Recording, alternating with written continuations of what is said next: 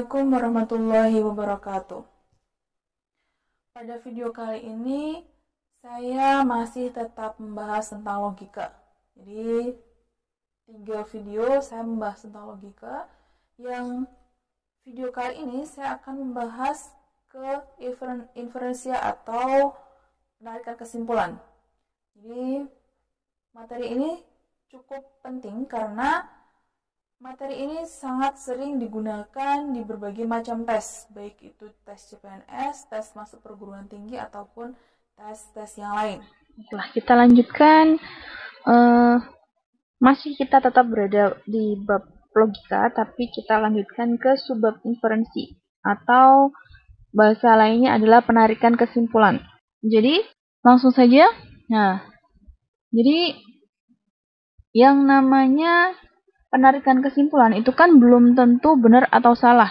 Jadi, misalkan diberikan 2 buah proposisi majemuk misalkan atau proposisi atomik. Jadi proposisi atau kalimat majemuk atau kalimat atomik, kemudian ditarik satu kesimpulan. Nah, bagaimana cara kita menentukan bahwa penarikan kesimpulan itu betul atau salah? Nah, contohnya ini, misalkan ada 2 proposisi majemuk dan 1 kesimpulan. Ini misalkan proposisi majemuk pertama itu, jika Andi orang kaya, maka Andi mempunyai mobil. Kemudian pernyataan yang kedua, jika Andi mempunyai mobil, maka Andi kuliah di luar kota. Berarti disimpulkan di sini, kesimpulannya adalah jika Andi orang kaya, maka Andi kuliah di luar kota. Seperti itu. Jadi, kalau kita lihat di sini, ini kan merupakan implikasi kan ya, dilihat dari kata jika dan maka. Nah, ini berarti Andi orang kaya, ini misalkan P. Andi mempunyai mobil. Ini kita misalkan sebagai Q. Kemudian Andi mempunyai mobil di pernyataan kedua. Andi mempunyai mobil. Ini kan sama dengan Q tadi kan? Nah, Q ini kan? Berarti ini Q. Kemudian, maka Andi kuliah di luar kota. Ini kita misalkan saja R. Kesimpulannya, jika Andi orang kaya, nah ini Andi orang kaya, ini kan P kan? Disimpulkan jika P maka R. Berarti kalau kita tuliskan jika P maka Q, ini proposisi pertama, proposisi keduanya, jika Q maka R, diambil kesimpulan jika P maka R. Ini betul atau salah? Bagaimana penarikan kesimpulannya? Bagaimana cara membuktikan bahwa penarikan kesimpulan yang seperti ini itu betul? Nah, caranya buat tabel kebenaran. Kemudian terus pembuktiannya gimana? Berarti cara membuktikannya kita buat 3 proposisi majemuk ini ke dalam satu tabel kebenaran. Misalkan ini. Nah, ini sudah saya isikan tabel kebenaran juga. Kalian cek sendiri nanti ya. Jadi, tabel kebenaran dari tadi kan ada 3 proposisi, ada P, Q, dan R. Berarti ada 8 baris. Ada 8 baris. Kemudian, ini hasil dari jika P maka Q. Ini hasil dari jika Q maka R. Ini hasil dari jika P maka R. Kesimpulannya. Jadi, ini proposisi pertama, proposisi kedua, yang kesimpulannya. Cara membuktikan bahwa pernyataan tadi, pengambilan kesimpulan tadi benar atau salah, cara membuktikannya, kita cek di proposisi 1 dan 2, yang tandanya keduanya positif. Jadi ini tanda positif ini bisa juga diganti dengan true false seperti yang sebelumnya ya. Berarti misalkan ini kan positif. Ini kita kasih tanda lingkaran.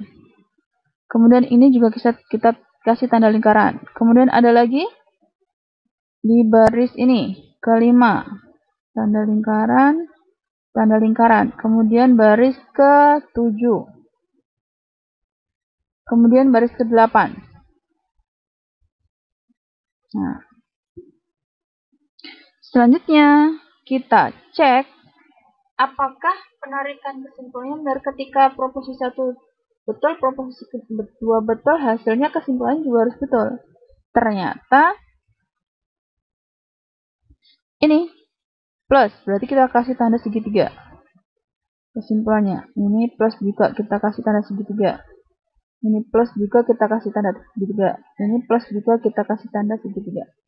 Ketika ini lingkaran pertama dan kedua plus, kemudian hasilnya plus, lingkaran pertama plus, di hasil akhirnya juga plus, lingkaran kedua plus, lingkaran ketiga plus, kemudian lingkaran proposisi pertama plus, hasilnya juga plus.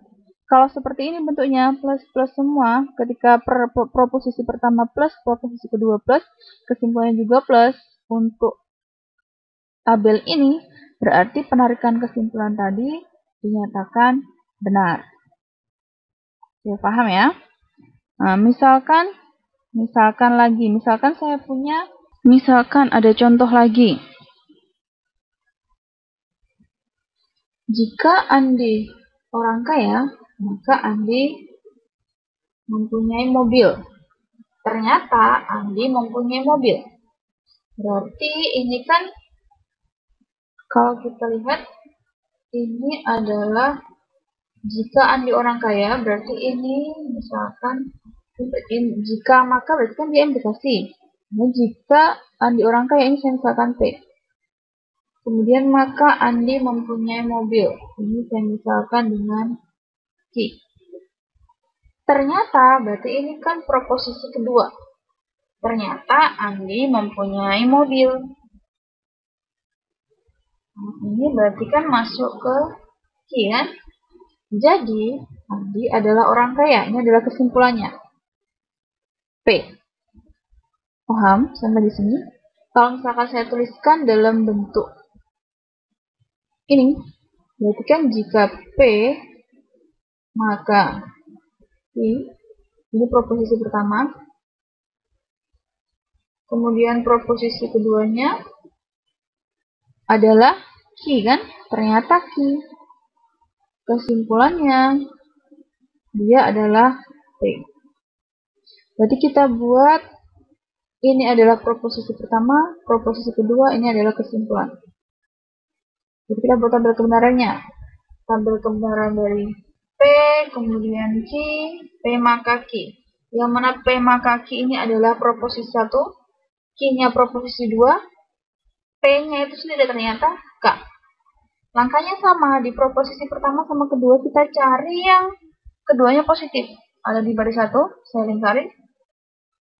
Dan ada di baris ketiga, saya lingkarin juga. Nah, hasilnya ini saya kasih tanda segitiga.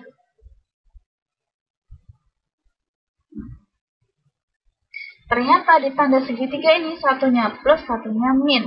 Nah, tadi kan saya bilang, di dalam pembuktian inferensial ketika proposisi pertama dan proposisi kedua itu positif, plus, jadi kesimpulannya harus positif di semua proposisi di semua tanda yang sama. Artinya kalau ini plus, di sini harusnya plus. Oke, sudah betul. Kalau yang ini plus, di sini harusnya juga plus, tapi ternyata di sini min. Nah, kalau ada kejadian seperti ini atau ketika kita lihat di tanda segitiga ini ada yang min 1 saja, berarti pengambilan kesimpulan ini tidak benar atau salah. Oke, paham ya? Jadi tidak dapat disimpulkan bahwa kalau Andi mempunyai mobil, dia adalah orang kaya. Tidak bisa. Seperti itu. Paham ya? Nah, saya lanjutkan. Nah, macam-macam inferensi. Jadi sudah ada beberapa inferensi yang sudah disepakati, artinya sudah terbukti kebenarannya. Itu ada beberapa. Yang pertama yaitu dinamakan dengan modus ponen. Jadi modus ponen ini adalah kaidah penarikan kesimpulan dari beberapa proposisi yang didasarkan pada tautologi P konjungsi Q, P konjungsi P implikasi Q diimplikasikan dengan Q. Yang dalam hal ini P dan implikasi Q adalah hipotesis, sedangkan Q-nya adalah konklusi. Artinya, selain cara yang ini tadi, untuk membuktikan suatu proposisi, benar atau salah, berarti kita bisa membuktikan dengan cara menggunakan implikasi dan juga konjungsi. Caranya, jadi untuk modus ponens itu, dia terbukti benar ketika ini, nah, sudah dirumuskan seperti ini. Jadi, P implikasi Q, proposisi pertama, proposisi keduanya P, kesimpulannya adalah Q. Untuk membuktikan bahwa dia betul, selain cara yang tadi, menggunakan tanda lingkaran segitiga tadi, atau mencari proposisi pertama dan kedua plus, kesimpulannya juga harus plus, kita juga bisa pakai implikasi. Jadi caranya, ini, proposisi kedua, ini, P2, dikonjungsikan dengan proposisi pertama, kemudian ini, konjungsinya ini, diimplikasikan dengan kesimpulannya. Kalau ini tadi, proposisi keduanya adalah P, ya kan? Kemudian, konjungsikan, proposisi pertamanya adalah jika P maka Q, ini, diimplikasikan dengan kesimpulannya. Kesimpulannya adalah Q. Hasilnya nanti harus tautologi. Kalian coba sendiri ya. Jadi P dan jika P maka Q diimplikasikan dengan Q, hasilnya harus tautologi. Kalau tautologi berarti modus ponens ini bernilai benar. Teman-teman sudah disepakati dan sudah dibuktikan, maksud saya, kalau modus ponens itu betul. Jadi modus ponens itu proposisi pertamanya P maka Q, proposisi kedua P, kesimpulannya Q.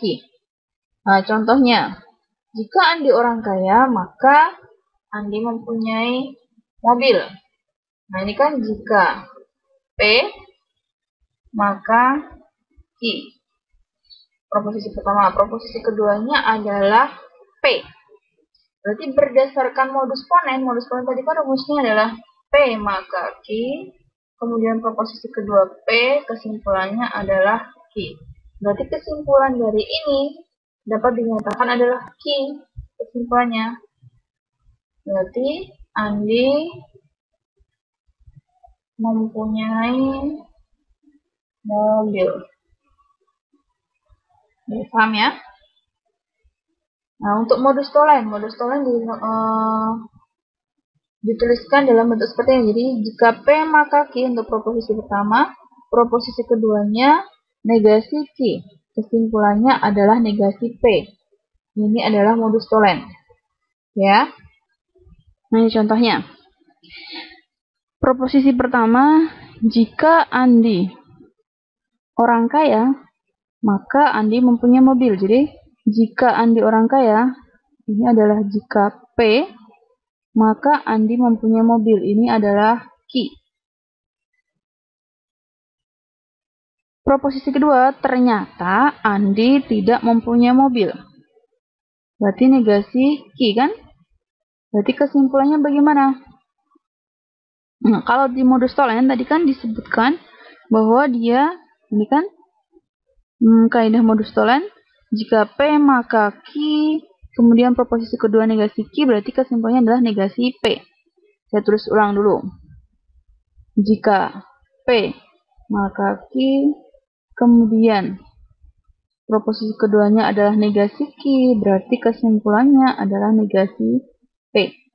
Berarti kalau kita lihat di sini, proposisi pertama, jika P maka Q, proposisi kedua negasi Q, berarti kesimpulannya adalah negasi P. Negasi P itu berarti lawan dari Andi orang kaya, berarti kesimpulannya adalah Andi bukan orang kaya. Oke, paham ya? Nah, sekarang ada silogisme hipotesis. Ini yang paling sering keluar. Jadi silogisme hipotesis. Silogisme hipotesis itu dituliskan dalam bentuk ini. Jadi premis pertama, jika P maka Q. Premis kedua, jika Q maka R. Premis ketiga, jika P maka R. Kesimpulannya, maksud saya. Jadi jika P maka Q, jika Q maka R, kesimpulannya adalah jika P maka R. Contohnya, ini jika Andi orang kaya, berarti jika P, maka Andi mempunyai mobil, ini Q. Kemudian jika Andi mempunyai mobil, ini Q, maka Andi kuliah di luar kota, ini adalah R. Berarti kesimpulannya berdasarkan tadi, silogisme hipotesis, jika P maka Q, jika Q maka R, kesimpulannya adalah jika P maka R. Berarti kesimpulannya ini adalah jika Andi orang kaya, maka dia atau Andi bisa juga ditulis seperti itu, kuliah di luar negeri. Paham ya? Selanjutnya, silogisme disjungtif. Silogisme disjungtif dinotasikan atau dituliskan dalam bentuk seperti ini. Jadi, yang pertama adalah berupa disjungsi, P atau Q. Kemudian yang kedua adalah negasi P, kesimpulannya adalah Q. Contohnya,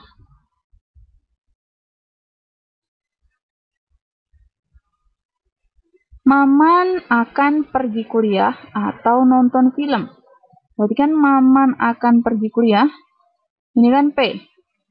Atau berarti kan disjungsi nonton film, Maman nonton film, ini Q. Kemudian ternyata Maman tidak pergi kuliah. Berarti kan ini negasi P, ya kan? Jadi kesimpulannya Maman pergi nonton film karena tidak kuliah. Jadi kesimpulannya adalah P. Paham ya? Ini berdasarkan tadi. Nah, yang terakhir adalah konjungsi. Jadi konjungsi ini dinotasikan dengan P, pernyataan pertama P, pernyataan kedua Q, berarti kesimpulannya adalah P dan Q. Contohnya dari konjungsi seperti ini. Jadi misalkan ada proposisi pertama, Andi orang kaya.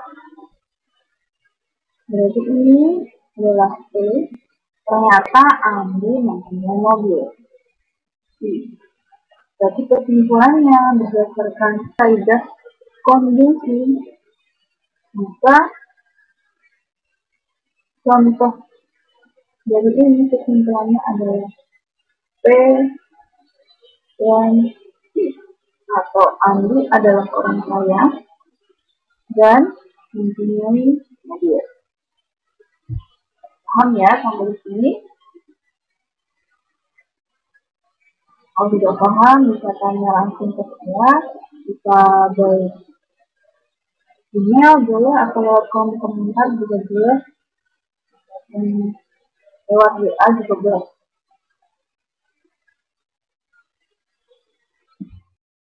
Sekian video dari saya, semoga semuanya bisa memahami dan bisa bermanfaat.